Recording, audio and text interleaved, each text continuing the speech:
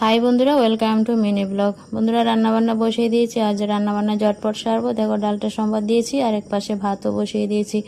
ডাল ভাত হয়ে গেছে এক পাশে। এখানে কারকল ভাজি বসিয়ে দিয়েছি। কারকল ভাজি করে তারপর আলু ভাজি করবো ছেলের জন্য। সব কিছু আর সিম্পলি রান্নাবান্না করবো। যাবো এক জায়গাতে, এই যে আলু ভাজা বসিয়ে দিলাম। রান্নাবান্না কমপ্লিট। চাল কুমড়ো দিয়ে মাছের মাথা দিয়ে রান্না করলাম, কারকল ভাজি করলাম আর ডাল রান্না করলাম। এই তো বন্ধুরা, রান্না বান্না হয়ে গেছে দুপুরের। একদম সিম্পলি রান্না বান্নাই। আজ তোমাদের সাথে সব কিছু শেয়ার করলাম না, কারণ এক জায়গাতে যাব বললাম না, তার জন্য। কোথায় যাব বলে তো, আজ যাবো মন্দির নগরী মেলাঘরে পাগলি মাসির মন্দিরে।